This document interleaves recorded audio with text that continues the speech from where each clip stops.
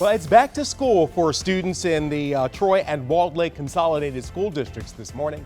7X News reporter Matthew Smith is live in Commerce Township. And Matt, you've been focusing on school security. What are you finding?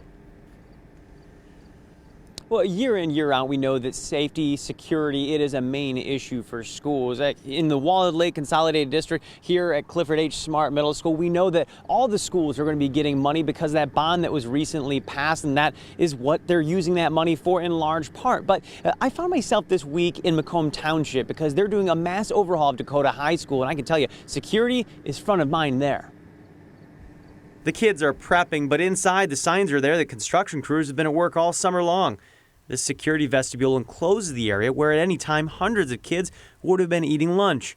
Security cameras have been swapped out, upgraded, and they're also upgrading all of them so that ComTech will have access to them, making it easier for law enforcement to see them on these large screens in the event of emergency. And sometimes the changes are actually small that make a big impact. For instance, all the doors in this school, they have the locks on the outside. They're going to be switching those this school year to the inside, making it easier for teachers to lock that door without having to come out here into the hallway. The more safety features you put in that are apparent to our students, the more unsafe they feel. Superintendent Ron Roberts says they make changes that are low-key, things that improve safety but don't jump out at kids. It needs to be a community school, and they should not feel unsafe in here.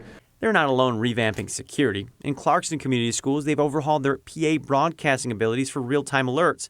In Detroit Community Public Schools, they've transitioned to district-employed security guards. They're up to 91 now. At Novi Community School District, they've bought more than 250 radios through a Michigan State Police safety grant to stay in contact. And one more, Rochester Community Schools, they're enhancing doors, windows, and putting in a new communication system after a similar police grant. They've already done security vestibules like we just saw here, unveiled in Chippewa Valley. Now, Matt, it seems we see upgrades each year. Is it enough to call it a trend?